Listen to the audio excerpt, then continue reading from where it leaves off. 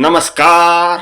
अथ तो ज्ञान जिज्ञासा या आपल्या कार्यक्रमात आपण सरळ सोप्या बोली मराठी भाषेत उपनिषदात काय लिहिलेलं आहे हे वाचायचा प्रयत्न करतोय. आपल्या लक्षात यावं, समजून घेण्याचा आणि त्याच्यानंतर त्याचा खोल अर्थ काढण्याचा आपला काही खोल गूढ अर्थ समजून घेण्याचा आपला काही उपक्रम नाही. पण काय लिहिलेलं आहे याची माहिती तरी आपल्याला असली पाहिजे. आणि त्या दृष्टीने आपण मागच्या व्हिडिओपासून ऐतरेय उपनिषद सुरू केलं. महिदास ऐतरेय हे त्याचे आचार्य, आणि त्यांनी हे जे सांगितलं ते अगदी एखादी पिक्चर पाहून आल्यानंतर त्याची स्टोरी जशी ज्या प्रकारे सांगतात, जशी सांगतात तसं सांगतात. इकडून हिरो आला, मग इकडून हे केलं. तर ह्यांनी जे तत्वज्ञान आहे ऋग्वेदात सांगितलेलं, नासदीय सुक्त, हिरण्यगर्भ सुक्त, पुरुष सुक्त, याच्यातून मिळून ते सांगितले. आणि ह्या सगळ्याची झलक ऋग्वेदाच्या संहितेच्या एकदम जवळ ठेवून सर्वसामान्य लोकाला, अगदी बालबुद्धीच्या माणसाला सहज सोपं समजेल अशा पद्धतीने सांगितलं की समोर आपल्या लहान लहान पोरं बसले, ते गृहीत धरलेले आणि गोष्टीरूप सुरुवात केली की असाच एकदा काय फक्त एकच आत्मा होता. ज्यावेळेस काहीच नव्हतं त्यावेळेस एकमेव आत्मा, एक तत्व होतं, एकच परमात्मा होता. आत्मा म्हणजे परमात्मा त्यांनी सांगितलेलं आहे. पहिला मंत्र आपण पाहिला होता, आणि त्याच्या अगोदर तर शांती मंत्र तितकाच भारी होता की नाही, ज्याच्यात सांगितलं होतं की काय माझी वाणी मनामध्ये प्रतिष्ठित असो. आपण पोहतो ओम वांग मे मनसे प्रतिष्ठिता मनो मे वाच प्रतिष्ठितम अविरार एधी वेदस्थानित. मनात जे ते वाणीत असावं, वाणीत जे ते मनात असावं, आणि ह्या दोघांनी मिळून काय नावं, वेदस्थानित, ज्ञान मिळवावं. आणि जे बोललं ते गोड बोललं जावं, जे बोललं ते त्रिकालाबाधित सत्य असावं, वगैरे वगैरे. आणि ओम शांती शांती. आणि मग पहिला मंत्र असा आला होता की आत्मा वा इदम एक एकाग्र आसित अन्यत किंचन न मिशत. आत्मा एकमेव होता, एकच तत्व होतं परमात्मा, ज्यांनी मग इच्छा केली. दुसरा मंत्र आला होता समा लोकांसृजत लोकानुसृजायती. तो पहिला मंत्र संपला. आणि नंतर दुसरा होता सईमा लोकांसृजत अंबो मरीची. आणि मग त्यांनी काय केलं, त्याच्या मनात संकल्प झाला किंवा त्याच्या मनात विचार आला की आपण सृष्टी रचावी. मग त्याच्यात आपलं ते शेषशाही विष्णू शेष नागावर पहुडलेले क्षीरसागरातले. त्याच्यानंतर मग पुढं त्यांनी ब्रह्माची उत्पत्ती केली, ब्रह्माला सृष्टी रचायला सांगितली. ते सगळी ती स्टोरी थोडी इकडच्या ह्यांच्या भाषेत त्यांनी वळवून सांगितली होती. की मग त्यांनी काय केले, 4 लोक रचले. पहिल्यांदी सगळ्यात खाली जल, त्याच्यानंतर मर म्हणजे आपली पृथ्वी, आणि ते 4 लोक आपण समजून घेतले होते, अंतरिक्ष आणि स्वर्ग. आणि हे सगळा त्यावेळेस काय होता, सागर होता, महासागर होता, क्षीरसागर आपण म्हणतो ते. आणि हे सगळे तत्वरूपाने तयार झाले होते. आणि मग आपण पाहिलं होतं, समजून घेतलं होतं तिसऱ्या मंत्राप्रमाणे. आणि हे कुठं आलं, सांख्य आणि योग ह्या तत्वज्ञानाच्या ह्या सिद्धांताच्या जवळ आलं होतं. पुरुष आणि प्रकृती निर्माण झाली. आणि मग त्याच्यामध्ये त्यांनी काय केलं, तन्मात्रा निर्माण केल्या. आणि एक हिरण्यगर्भ एक अंड तयार केलं. त्या अंड्यातून त्यांनी चित्रकार जसा तयार करतो तसे एक एक एक एक वस्तू निर्माण केली. याचं साग्र संगीत वर्णन मागच्या व्हिडिओमध्ये झालं. आणि तिथं काय झालं होतं, आपला पहिला खंड संपला होता. पहिल्या अध्यायाचा पहिला खंड. पहिल्या अध्यायात 3 खंड आहेत. 4 मंत्राचा हा पहिला खंड संपला होता. आपण त्याच्यात पाहिलं होतं. मग मुख, डोळे, कान, त्वचा, हृदय, नाभी, लिंग तयार झाले. आणि त्याच्यानंतर त्या दृष्टीने ब्रह्मांडाच्या बाबतीत पहिल्यांदा अग्नी, वायू, सूर्य, दिशा, औषधी, वनस्पती, चंद्रमा, मृत्यूदेवता, जल, प्रजापती यांची निर्मिती तत्वरूपात झाली सगळं. या देवता म्हणजे इथं इंद्रिय म्हणले. ता येता आता दुसरा खंड आणि त्याचा पहिला मंत्र येतो. ता येता देवता सृष्टा अस्मिन अर्णवे प्रापतन तमशाना पिपासा मनवर्जतः ता एनम बब्रुवानम एतानः प्रजानिहि यास्मिन प्रतिष्ठा अन्नमक्षय देती. मग या प्रकारे तयार केलेले त्या सर्वात तन्मात्रा तयार केलेला तो विशाल पुरुष आपण मागच्या ह्याच्यात पाहिलं होतं. त्याला विशाल पुरुषाला विराट पुरुषाला डोकं, नाक, हात, कान, पाय सगळे तयार केले. तो पुरुष काय होता? तन्मात्रा स्वरूपात होता. तो पुरुष अजून तयार झाला नव्हता. मग त्यांनी सांगितलं की या प्रकारे तयार केलेले सर्व देव, देव म्हणजे देवता, दिव्यत्वा दीपनत्वा इति देवता ही व्याख्या आहे. तर देवता म्हणजे काय? जे दाखवतं, ज्याचं जे काय गोष्टी आहे, ज्ञान आहे, त्याचे प्रकाशमान करतं, त्याला देवता म्हणायचं. आता हे देवता आपल्या शरीराच्या संदर्भात कोणत्या झाल्या? पंचेंद्रिय, ज्ञानेंद्रिय. अशा प्रकारे तयार केलेले सर्व देव या विराट सागरात राहिले. आणि त्या बलाढ्य काय परमेश्वराने ह्या सर्वात काय केलं? भूक आणि तहान, इथं काय आहे? तमशाना आणि पिपासा हे दोन शब्द वापरले. भूक आणि तहान, तहान म्हणजे लालसा, हाव, इच्छा तयार केल्या. भूक म्हणजे अन्नाची भूक, ज्ञानाची भूक, सगळ्याची भूक प्रत्येक इंद्रियाला दिली. त्या विराट पुरुषात, तन्मात्र स्वरूपात तयार झालेल्या त्या विराट पुरुषात भूक आणि तहानेची निर्मिती केली. आणि मग ह्या देवतांनी, म्हणजे हे जे इंद्रिय तयार झाले हे सगळे, त्यांनी काय सांगितलं देवाला? विराट पुरुषांनी, त्या विराट पुरुषांनी, आदिपुरुषांनी इच्छा व्यक्त केली काय? की आम्हाला एक व्यवस्थित घर दे की ज्याच्या जिथं आम्ही राहून आमची ही भूक तहान पूर्ण करू शकतो, उपभोग घेऊ शकत. आपल्या सांख्य सिद्धांताच्या दृष्टीने पुरुषाला प्रकृतीचा भोग घेण्याची इच्छा निर्माण झाली, जास्तीत जास्त भोग, आणि प्रकृतीला सुद्धा भोगण्याची इच्छा निर्माण झाली. प्रकृतीला सुद्धा सांख्य सिद्धांत आठवून बघा. आणि जसं जसं हा भेदन करत गेला पुरुष, तशी सृष्टीची पुढं पुढं उत्पत्ती होत राहिली. आपले 25 घटक सांख्य सिद्धांताप्रमाणे आणि योग सिद्धांताप्रमाणे पुरुष हा 26वा घटक. तर आपण पुरुषाचं वर्णन तर पहिल्याच ह्याच्यात पाहिलेलं आहे, एकमेव आत्मा, आणि नंतर ही सृष्टीची उत्पत्ती झाली. मग आता ह्यांना काय पाहिजे? हे इंद्रिय तर तयार झाले, त्यांना पाहिजे शरीर. मग देवतांना तशी विनंती केली की असं एक आश्रयस्थान द्या की ज्याच्याने आम्ही आमची ही सगळी ज्ञान लालसा, ज्ञान मिळवायची असो, अन्नाची असो, सगळी जी जी तुम्ही इच्छा आणि वासना ह्या संदर्भात कल्पना करू शकता, त्या सगळ्या पूर्ण करण्यासाठी आम्हाला योग्य असं शरीर द्या. दुसरा मंत्र येतो, तभ्यो गा मानयत्ता. मग त्यांनी काय केलं? गाय आणली. अब्रुवन वै नो आयमल,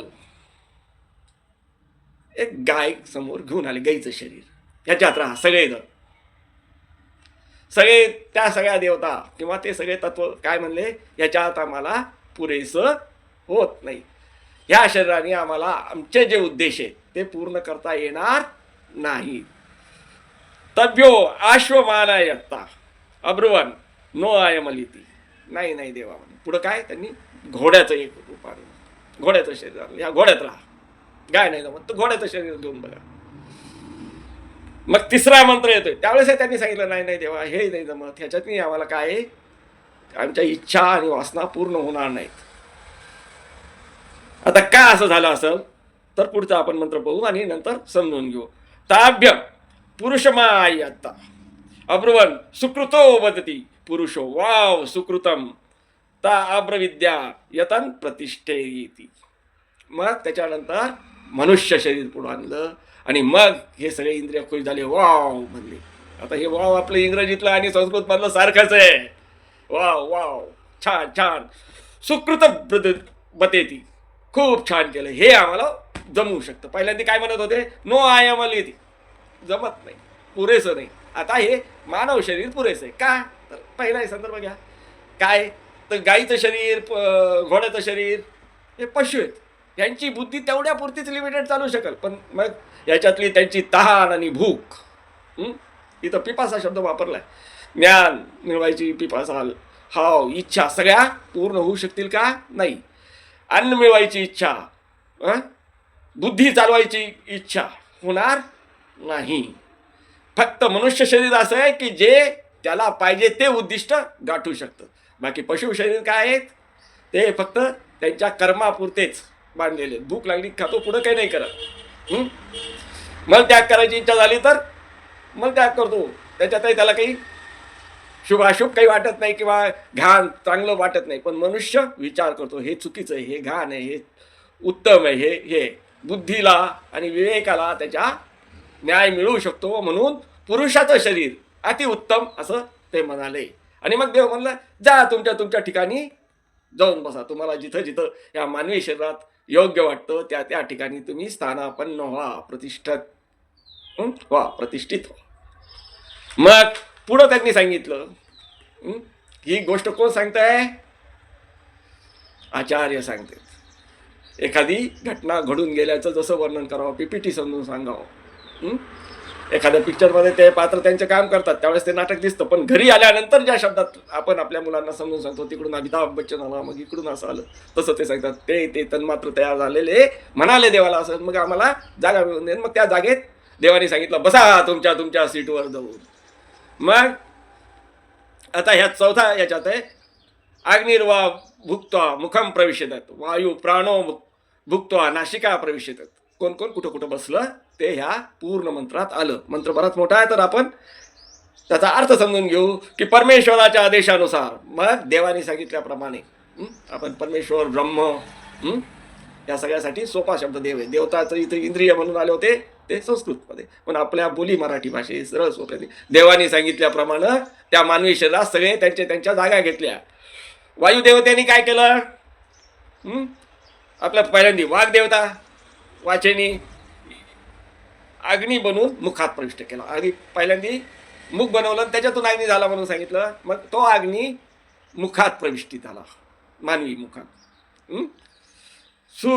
सूर्य आपलं वायुदेवता प्राण बनून नाशिकात प्रवेश झाल्या. सूर्यदेवता डोळे बनले आणि डोळ्यात आल्या. दिशा कान बनले आणि कानात आले. कानाने आपण दिशेचा अंदाज घेऊ शकतो. श्वास घेऊन आपण वायूनी श्वास घेऊन आपण काय पाहू शकतो? डोळ्यांनी सूर्य पाहू शकतो. सूर्यदेवता डोळ्यांनी ज्ञान. त्यानंतर वाचेनी ज्ञानाचा प्रसार व्हायला लागला. औषधी वनस्पती काय बनवून, औषधी वनस्पती हे जे तत्व बनवले होते ते रोमाप्रमाणे, म्हणजे शरीरावर जशी लव असती तशी त्वचेत प्रविष्ट झाले. चंद्र मन बनला आणि तो हृदयात राहायला लागला. स्टोरी समजून सांगतायत महिदास आचार्य. मृत्यू देवता अपान बनून बेंबीमध्ये, बेंबी आणि बेंबीच्या खालचा ओटीपोट आपण म्हणतो त्या भागात झालं. आणि जल वीर्य बनून लिंगात प्रविष्ट झालं. आता हे जे पिंडात सांगितलं ब्रह्मांडात तेच आहे. अगोदर ब्रह्मांडाचं पिंडात कसं आलं आणि पिंडाचं ब्रह्मांडात कसं गेलं, हा सिद्धांत इथं त्यांनी स्पष्ट केला आहे.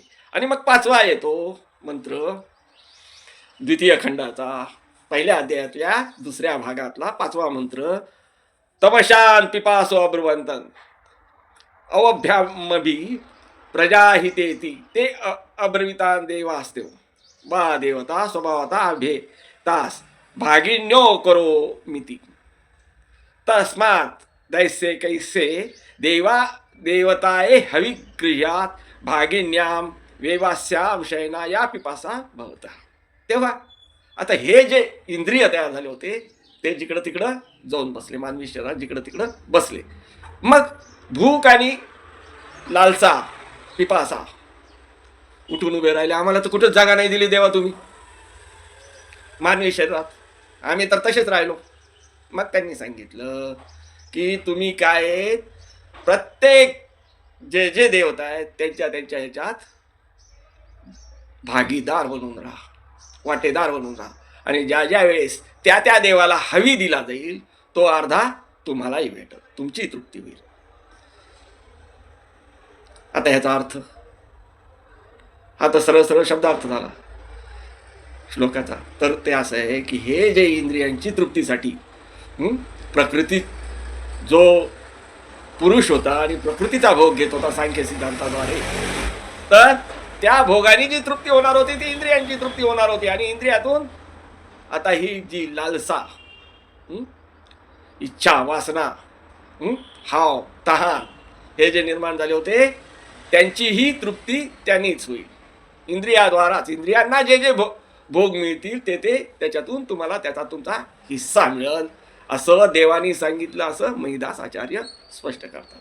मग आपण जे काय बोलूत हं, त्या बोलण्याने जे समाधान मिळेल त्याने आपली बोलण्याची तृप्ती होईल. बोलण्याच्या भुकेची, बोलण्याच्या लालसेची तृप्ती आपोआप होते. भूक लागली, अन्न खाल्लं तर जी तृप्ती होईल ती भुकेची, वासनेची, लालसी. आपली श्रीखंड खायची वासना त्याच्याबरोबर आत प्रवेश केलं तर ती वासना तृप्त होती आणि पोटही तृप्त होतं. संगीत ऐकलं तर कानही तृप्त होतात आणि ऐकायची इच्छाही तृप्त होते. सुंदर दृश्य पाहिलं अर्थात जे पाहायची आपण वासना केली तर ती वासनाही तृप्त होती आणि दृश्यही पाहायला मिळतं, इंद्रिय तृप्ती होती. एकाच वेळेस दोघांची तृप्ती होती असं इथं महिदास आचार्यांनी या 5व्या मंत्रात स्पष्ट केलं आहे. आणि आता इथून मग तिसरा खंड सुरू होतो आणि मला वाटतं की तिसऱ्या खंडाची सुरुवात आता नीट आपल्या लक्षात येण्यासाठी जर गडबडीत सांगितलं तर होऊन जातं, पण तिसऱ्या खंडाची आपण पुढच्या व्हिडिओमध्ये बघू. कारण सांगायला आता व्हिडिओची मर्यादा संपत आली आहे. जवळपास 19-20 मिनिट झाले. तर आपण पुढं अन्नाची निर्मिती कशी झाली यांच्या तृप्तीसाठी तो भाग महिदास कसा रंगवून सांगतात ते पुढच्या व्हिडिओमध्ये बघू. ऐतरेय उपनिषदाचा पहिल्या अध्यायाचा पहिला आणि दुसरा खंड हा इथं संपला, ज्याच्यात सृष्टी रचना त्यांनी सांगितली होती, ब्रह्मांडाची कशी झाली आणि माणसाची कशी आहे, पेंडी ते ब्रह्मांडी कसं आहे, सांख्य सिद्धांत, सांख्य दर्शन, योग दर्शन, हिरण्यगर्भ सुक्त, पुरुष सुक्त आणि नासदीय सुक्त ऋग्वेदाच्या संहितेशी जवळ नेऊन. धन्यवाद.